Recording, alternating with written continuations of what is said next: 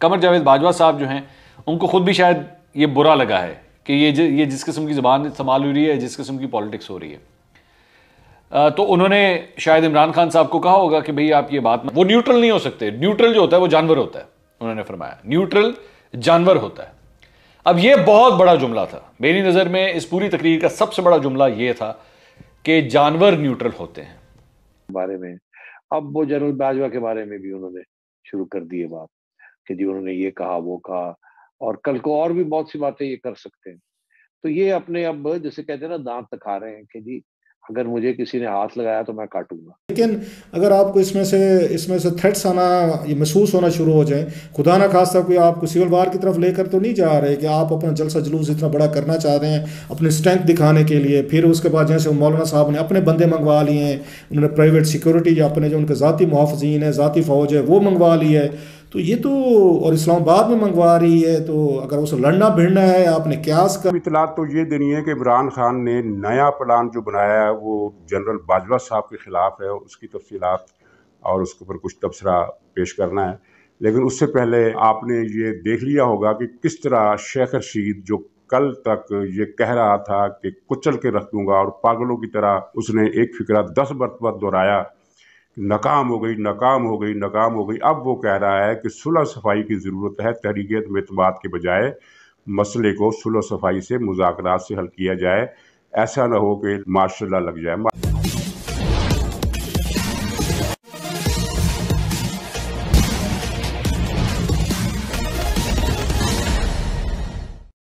पाकिस्तान के प्रधानमंत्री इमरान खान को जब अपने प्रधानमंत्री की कुर्सी खतरे में दिखाई दिया, तब इसका सारा इल्ज़ाम उन्होंने अपने सेना के प्रमुख जनरल बाजवा पर डाल दिया, और यहाँ तक कि उन्होंने एक सार्वजनिक सभा में जनरल बाजवा को जानवर तक कह डाला। इससे पूरे पाकिस्तान में भूचाल सा आ गया है, गृह युद्ध या सिविल वार जैसे हालात पैदा हो गए हैं, और इसमें भारत और अमेरिका का भी नाम लिया जा रहा है।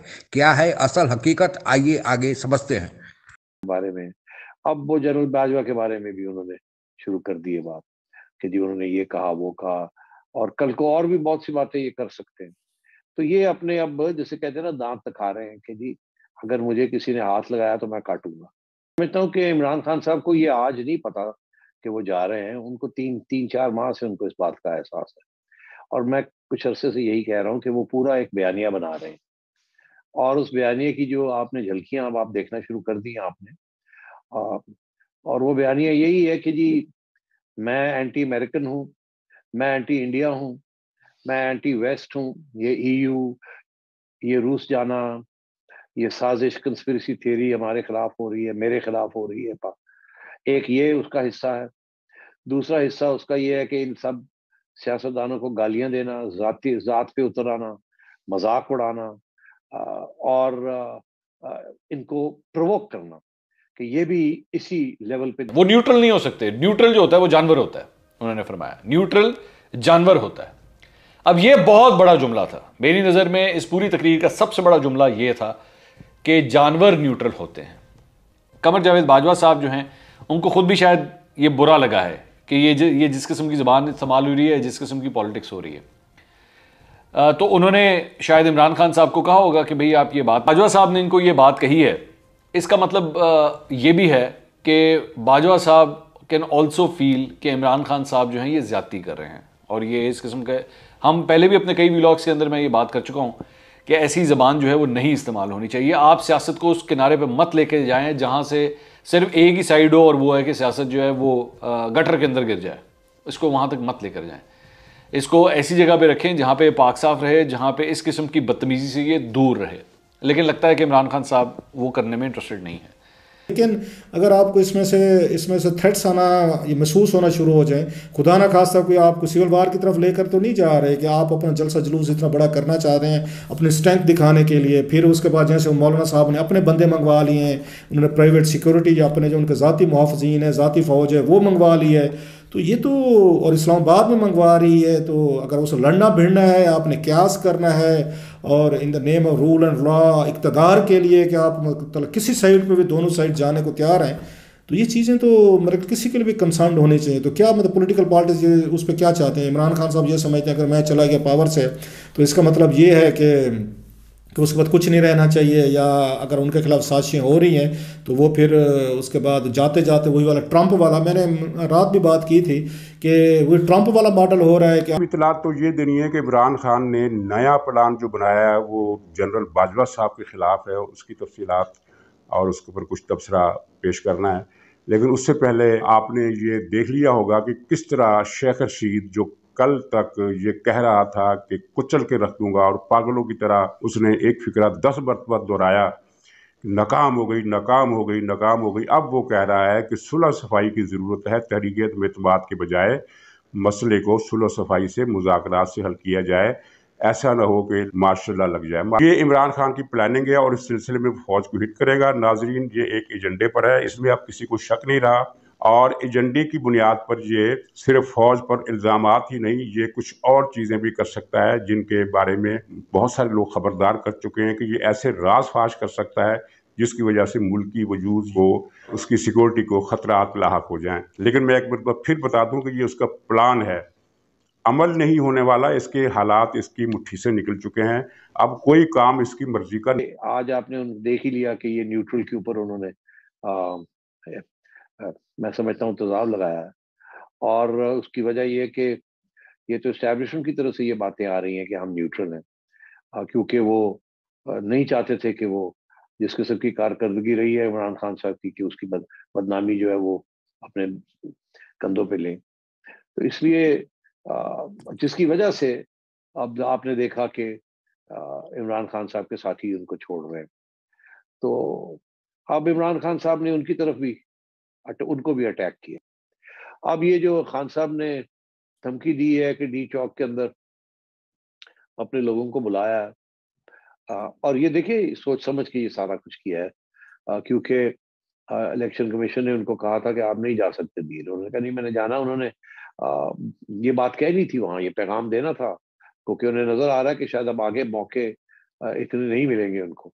तो इसलिए उन्होंने ये बड़ा खुल के ये बात कही है, और खुल के एस्टैब्लिशमेंट के खिलाफ भी अब नाम लेके उन्होंने, मतलब अब मैं क्या कहूँ, मुझे भी मुश्किल हो रहा है कि जानवर किसको कह रहे हैं। और ये है कि इमरान खान साहब एक सिग्नल दे रहे हैं, वो ये है कि मैं इस तरह ख़तरनाक हो जाऊंगा। वो जो कह रहे थे ना कि मैं पहले से बहुत ज़्यादा ख़तरनाक हो जाऊंगा अगर मैं सड़कों पे आ गया तो ये बेसिकली एक जलसा क्या होता है, जलसा बेसिकली तो मैदान में होता है, लेकिन उसका मतलब तो ये है कि वो सड़क पे होता है। तो इसका मतलब यही है कि मैं आइंदा भी जो है वो मैं इस किस्म की बातें करना शुरू कर सकता हूँ, मैं बता सकता हूँ। ये बेसिकली एक छोटा सा ट्रेलर था कि जी आपने मुझे कहा है ना कि मौलाना फजल रहमान को अहमद को आप अपनी प्राइवेट सिक्योरिटी मंगवा लेना, लोग बुलवा लेना, धमकियां देना, घेराव की, जलाओ की, फलां की। मेरा ख्याल it's not going to sir. आप वही वाली बात कि आप लोग जो है ना खुद चाहते हैं कि यहाँ पे मैस हो, क्यास हो, खुदा ना खास्ता अनरेस्ट हो, कोई सिविल वार हो। किया तो मेलसी से तकरीर शुरू की उन्होंने, बहुत सारी उन्होंने ज़बान बड़ी सख्त इस्तेमाल की, फिर कराची में इस्तेमाल की, लिहाजा वो भी उसी पे आ गए हैं, उसी पिच पे वो खेल रहे हैं कि हमें कमज़ोर ना समझा जाए। सो दोनों साइड से ये लग रहा है कि वो लॉ को फॉलो नहीं करना चाहते, वो चाहते हैं कोई मैस क्रिएट हो, कोई उसमें, क्योंकि इमरान खान साहब का भी अगेन जैसे मैं कह रहा हूँ कि वो ये उनके दोस्त कहते हैं या वो खुद कहते हैं, इमरान खान साहब जो है ना जब वो घेरे में आ जाए, जब चैलेंज हो तो उस वक्त ज़्यादा परफॉर्म करते हैं। लेकिन ज़रूर परफॉर्म करें, ज़रूर आप अपने मसल्स जो हैं वो दिखाएं। माचो स्टाइल बड़ा अच्छा लगता है पाकिस्तान हिंदुस्तान। इमरान खान अब अगर जनरल बाजवा पर इल्ज़ाम लगाएगा तो सबूत कहाँ से लाएगा, स्वाय झूठी मुहिम चलाने की कुछ नहीं करेगा। और ये जो कल जो उसने कहा कि जनरल बाजवा साहब ने मुझे फजल रहमान के बारे में डीजल का लफ्ज़ इस्तेमाल करने से मना किया, और ये कि न्यूट्रल तो सिर्फ जानवर होता है, तो ये दरअसल दो बातें जो थी ये उस मंसूबे का ट्रेलर थी जो ये रूबा अमल लाने का इरादा रखा। पाकिस्तान के प्रधानमंत्री इमरान खान और वहां के सेना प्रमुख जनरल कमर जावेद बाजवा के बीच आपस में टकराव और आरोप प्रत्यारोप का दौर जारी है। हालांकि ऊपर से अगर देखा जाए तो यह पाकिस्तान का अंदरूनी मामला है, इसमें भारत की कोई भूमिका प्रत्यक्ष रूप से दिखाई नहीं देगी। लेकिन अगर सूक्ष्म रूप से तलाशा जाए, इन घटनाओं का सिलसिलेवार ढंग से विश्लेषण किया जाए तो कहीं न कहीं भारत की भूमिका भी नजर आएगी। आप लोगों को पता ही होगा कि इमरान खान जब प्रधानमंत्री बने थे तब वे भारत के साथ अच्छे रिश्ते का ख्वाहिशमंद थे। वे भारत के साथ जम्मू कश्मीर के मसले का हल चाहते थे और वे प्रधानमंत्री मोदी के साथ मिलकर पाकिस्तान और भारत के संबंधों में सुधार चाहते थे, लेकिन भारत द्वारा केवल एक ही शर्त रखा गया था कि पाकिस्तान भारत में आतंकियों को भेजना बंद करे।